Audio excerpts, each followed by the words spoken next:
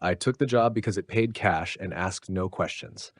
That should have been my first warning. The listing was buried between warehouse gigs and overnight janitorial work. Open quote, night security required. No experience necessary. Must be punctual. Must follow instructions exactly. Shift 10 p.m. to 6 a.m. Close quote, no company logo, no address, just a phone number. When I called, a man answered immediately as if he'd been holding the phone. You're late, he said. I just found the listing, I replied. A pause. Then, can you start tonight? The place sat on the edge of the industrial district, where streetlights stopped bothering. A squat concrete structure, no windows on the ground floor, a single floodlight above the entrance, humming loudly enough to be irritating. The air smelled metallic, like hot wiring and ozone. A man waited outside. He didn't introduce himself. He handed me a keycard, a flashlight, and a stapled packet of papers. These are the rules, he said. Read them inside. Don't read them out here. Why? Another pause. Because they can hear curiosity. He unlocked the door, ushered me in, and left without another word. The door locked behind him. Orientation. The lobby was bare except for a desk, a chair, and a wall-mounted analog clock. The clock ticked loudly. I checked my phone. 9:58 p.m. The packet in my hand was thicker than expected. The first page was titled Hack Rules for Night Security. Do not skip underline twice. I sat. I read. Rule 1. You must enter the building before 10 p.m. If you arrive late, do not knock. Do not call. Leave the premises immediately. I glanced at the clock. 9:59. Rule 2. Lock the front door at exactly 10 p.m. Do not lock it early. Do not lock it late. If the door locks itself, the night has already gone wrong. The second hand crept forward. At 10 p.m., the lock clicked. I hadn't touched it. My stomach tightened. Rule 3. Between 10 p.m. and 6 a.m., do not open the front door for anyone. This includes police, fire services, coworkers, and people you recognize. I swallowed. Rule 4. At 10:17 p.m., the lights will flicker. This is normal. Do not acknowledge it. Do not check the breaker. Right on time, the lights dimmed, once, twice, then steadied. I didn't move. Rule 5. You will hear footsteps on the second floor between 10:30 p.m. and 11 p.m. There is no second floor. My eyes lifted slowly. The ceiling was low, solid concrete, no stairwell, no ladder, no access point. At 10:34 p.m., the footsteps began. Slow, heavy, directly above me. The sound of weight. The footsteps weren't pacing, they were searching. Each step pressed down hard enough that dust sifted from the ceiling vents. The rhythm was wrong, too deliberate, like something unfamiliar with gravity testing it carefully. I sat frozen, packet shaking in my hands. Rule 6. If the footsteps stop directly above you, hold your breath. Resume breathing only when they move away. If you feel pressure on your shoulders, it has noticed you. The footsteps stopped, right above my head. The air grew heavy. Something pressed down, not physically, not exactly, but the sensation was unmistakable, like invisible hands resting on my shoulders, testing my shape. My lungs burned. Seconds stretched. Then the weight lifted. The footsteps resumed, moving away. I exhaled quietly and nearly vomited. The first patrol at 11 p.m., the rules instructed me to begin patrol. Flashlight on, slow pace, no headphones. The hallway smelled worse at night, damp, organic, like something had been sealed away without cleaning. Doors lined the corridor, all unmarked, except one. Do not enter. Storage. Rule 7. Do not enter the storage room. If you hear movement inside, continue walking. If you hear your name, continue walking faster. Halfway past the door, I heard something shift inside. A wet, dragging sound. Then, hey, a voice called softly. My voice, perfectly. Can you open this? I did not slow down. I did not look back. My flashlight flickered. Visitors at 11:48 p.m., someone knocked on the front door. 3 slow knocks. I stayed seated. Another knock. Then a voice. Mistake, it said calmly. We're at the wrong building. The voice wasn't human. It used human sounds. The timing was off, like words assembled from memory rather than speech. Rule 8. If someone claims they are lost, remain silent. If they apologize, remain silent. If they become angry, hide. The voice shifted. You are being rude, it said. The lights dimmed. Something scraped across the door. Then laughter. High. Layered. Too many throats. It left. Near midnight, I found the security log. Previous entries were brief: names, dates. Most ended abruptly. Some pages were torn out. One entry stopped mid-sentence. Open quote, "They don't look like what you expect. They look like what you miss." Close quote. I flipped the page. The final rule was written in a different ink, pressed harder. Rule 11. If you read this rule, it is already inside. Do not attempt to identify it. Do not confront it. Remain at your desk until morning. The clock ticked. Behind me, breathing. Not close, but inside the building and coming nearer. I didn't turn around. That was the first real decision I made all night. The breathing behind me wasn't loud. It wasn't rushed. It didn't even sound hungry. It sounded curious, like something examining a new environment and deciding what rules applied to it. I stared at the clock on the wall. 12:03 a.m. The second hand ticked once. The breathing paused. Tick. It resumed, but closer. If you sense a presence behind you while seated at the desk, do not acknowledge it. Do not speak. Do not pray. Do not think about what it might look like. It understands imagination. My mind immediately betrayed me. I pictured height first, too tall for the room. Then joints, too many, bending in ways meant for something heavier than flesh. I forced the image away, clamping down on my thoughts like a fist closing around something poisonous. The breathing shifted again. Satisfied. Then it moved, not toward the hallway, toward the ceiling. I heard the sound of pressure changing, like a body redistributing its weight in 3 dimensions instead of 2. A faint creak followed from above. The footsteps returned. This time they weren't searching, they were pacing. Midnight patrol. The rules required another patrol at 12:15 a.m. I didn't want to leave the desk. Every instinct screamed that standing up would make me visible in a way sitting did not. But the packet was clear. Rules weren't suggestions, they were conditions. I stood. The footsteps stopped. I waited. Nothing. I took 1 step forward. The building responded with a sound I hadn't heard before. A low vibration in the walls, like something deep inside shifting position. I turned on the flashlight and began the patrol. Changes. The hallway wasn't the same. The walls were narrower, not by much, just enough to make my shoulders tense. The ceiling lights buzzed unevenly and the floor felt softer beneath my boots, like the concrete had developed give. I passed the storage room again. This time the door was slightly open. Just a crack. Darkness pressed against the gap like it was trying to breathe out. I kept walking. Behind me, the door creaked wider.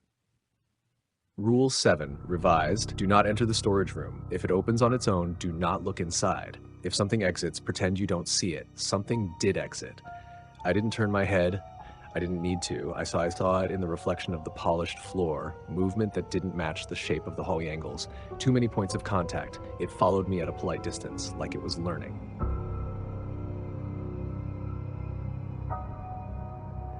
The cameras, at 12:42 a.m., I reached the monitoring room. 6 screens, 5 active. 1 black. The black one wasn't off, it was waiting. I checked the other feeds. Hallway A empty. Hallway B empty. Storage room, no signal. Exterior camera, the building surrounded by darkness that didn't match the street. On camera 2, I saw myself, standing, watching the monitors, perfectly still. I was not standing, I was seated. The version on the screen smiled. Rule 10. If you see yourself on any monitor, do not interact. Do not wave. Do not speak. Do not leave the room. It is checking for inconsistencies. The smiling version leaned closer to the camera. Its mouth moved. No sound came through the speakers, but I could read the words. You missed one. The lights went out. Dark protocol. Emergency lighting kicked in immediately, bathing the room in a dim red glow. I heard movement everywhere at once, not running, not crawling, repositioning, like furniture being rearranged in a house that wasn't empty anymore. My radio crackled.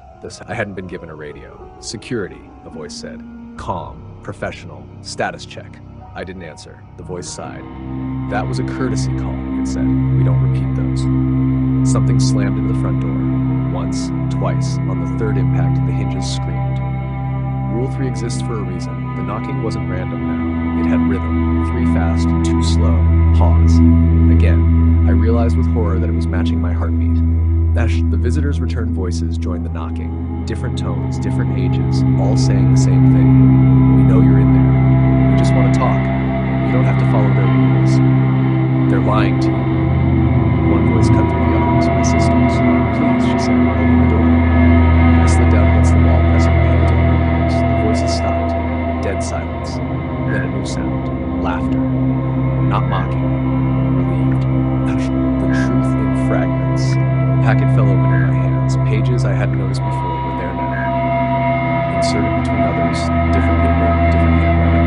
Open quote. They are not aliens. They are not demons. They are what arrives when boundaries fail. Close quote. Another page. Open quote. The building is not a workplace. It is a lid. Close quote. Another. Open quote. Security does not keep them out. Security teaches them the rules. Close quote. My stomach dropped. The footsteps above me stopped. Everywhere.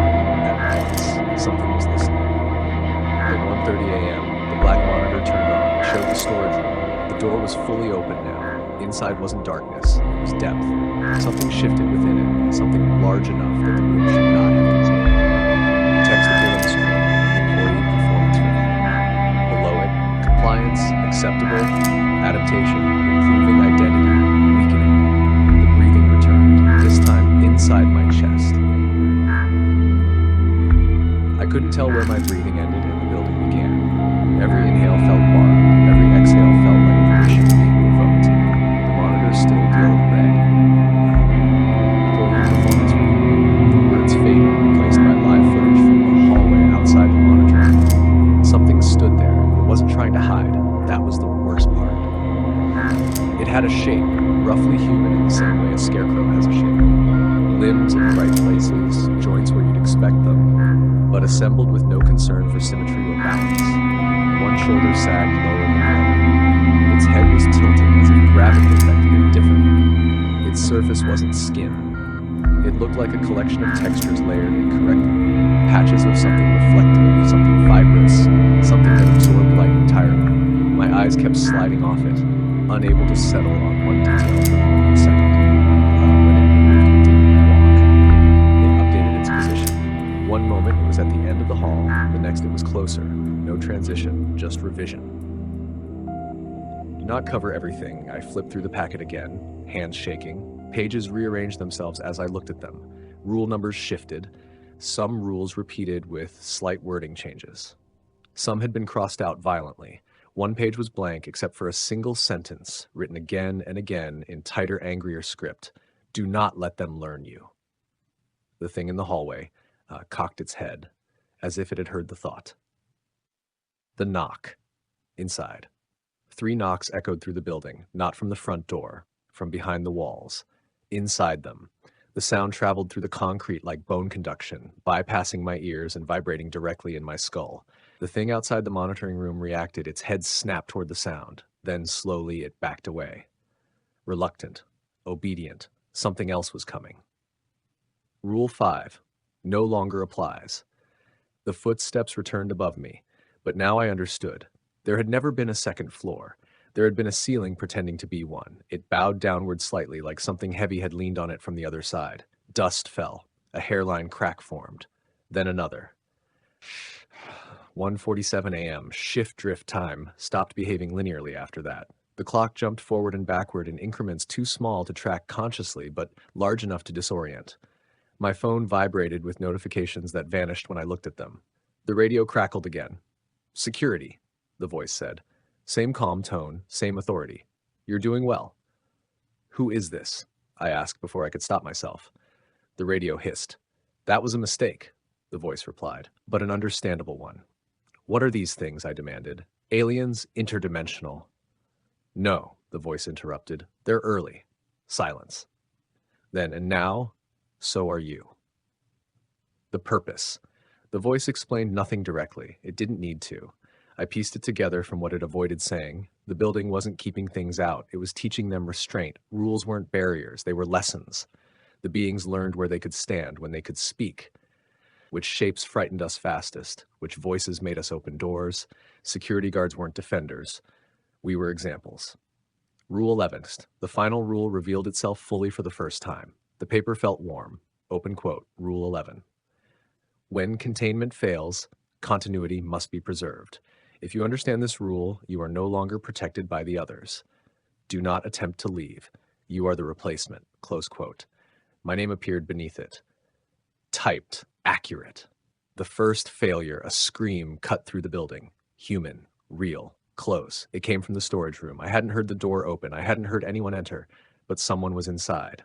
I stood.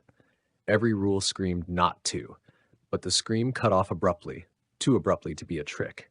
I moved toward the hallway. The thing from earlier reappeared, blocking my path. It raised one arm, not threatening, questioning. It wanted to know what I would do.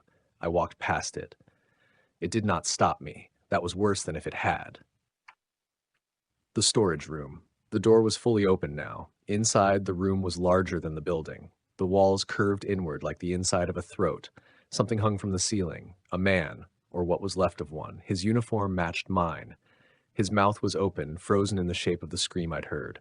His eyes moved. They focused on me. His lips trembled. "Don't learn them," he whispered. Then the room folded. Not collapsed. Folded. He vanished. The door slammed shut. 2:30 a.m. Adaptation phase. The beings stopped hiding after that. They stood in doorways, in reflections, just at the edge of my peripheral vision. Each one slightly different, each one closer to human than the last. They watched me constantly. I realized then what adaptation meant. They weren't learning the building. They were learning me, my fear responses, my hesitation, my voice, my face. Shh, a test. The front door unlocked itself, slowly, with intention. A voice spoke from behind me.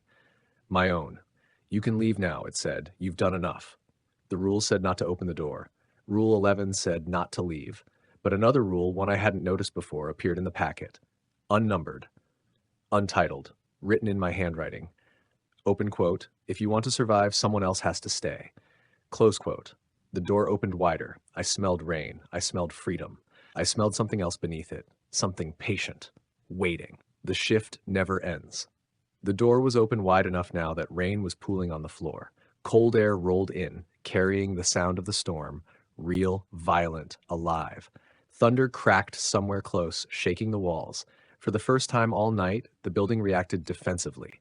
The lights flickered. The low hum in the walls deepened into something like a growl. The building did not want me to leave. That was when I understood something I should have realized earlier. The rules weren't written for me. They were written for the building. 2:47 a.m. Choice window. I stood halfway between the desk and the door. Behind me, the hallway was full. They didn't rush me. They didn't threaten. They just stood there, dozens of them now, each one slightly wrong in a different way. Some were tall and folded like broken scaffolding. Others were short, dense, moving with the weight of something compressed too tightly into a small shape. One of them wore my face. Not perfectly. The eyes blinked out of sync. The smile came a fraction of a second too late. "You can go," it said gently. "You've completed your task." "What task?" I asked. It tilted its head, copied the motion from me. Demonstration. The lie of security. The radio crackled again. The voice sounded strained for the first time. "Do not leave," it said. "That is not an exit." "Then why does it look like one?" I asked. "Because they built it from your expectations," the voice replied. "You think survival looks like escape." I looked back at the open door. Rain poured down in sheets. Beyond it, the streetlights flickered. Cars passed. The city was still there. Normal. The thing wearing my face followed my gaze. "They're lying to you," it said. "They always do. Ask yourself, if this place keeps them out, why are we inside?" That question landed harder than any threat. The truth as it was meant to be understood. The building was a node, a pressure point. Something had pressed against reality here long ago, hard enough to thin it. Not break it, just weaken it. Enough that things from elsewhere could reach through. At first, they came blindly. That's when the first rules were written. Over time, the rules evolved, changed, improved. Because the things on the other side learned. And every time they learned too much, the building needed someone new to stand inside the gap. Someone who could still feel fear. Someone whose reactions were genuine. Someone human.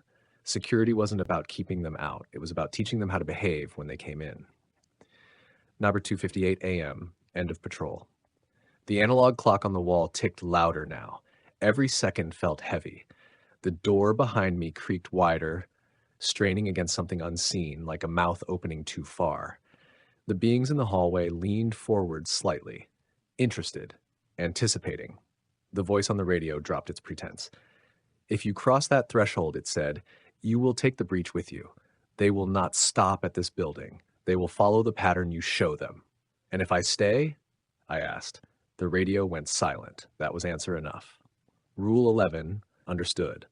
The packet in my hand began to fall apart. Pages peeled away, turning to dust as they hit the floor. Only one page remained. Rule 11. The text shifted, not changing words, but meaning. I understood it fully now. Termination wasn't death. It was relief. The previous guard in the storage room hadn't failed. He had finished, and now it was my turn. Knack 3 a.m. shift change. The storm outside intensified. Lightning flashed, illuminating the open doorway. For a moment, just a moment, I saw what waited beyond it. Not the street, not the city.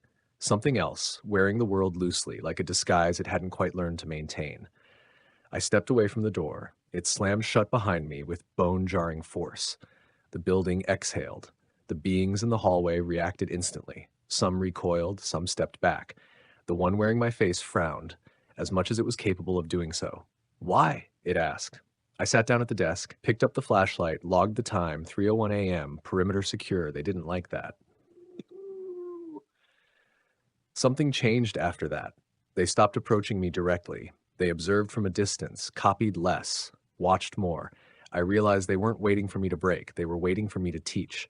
The radio came back on, a different voice now. Younger. Security, it said. Nervous. This is my first night. I just arrived. They gave me a list of rules and I closed my eyes. The cycle was continuing, 6 a.m. Morning never came. Not here. The clock reached 6 a.m. and stopped. The building settled into a deeper stillness. The beings withdrew into the walls, the ceiling, the places where geometry failed. I was alone unlocked. This time, it didn't open on its own. I didn't move. Now, I don't know how long I've been here. Time behaves differently when you're part of the mechanism. Sometimes I hear someone outside. A new guard. Confused. Hopeful. Alive. I prepare the packet. I make sure the rules are in order. I add one more when necessary, because that's the real 11th rule, the one they never write down. Someone must always stay behind to explain why the rules exist. And now, that someone is me. If you want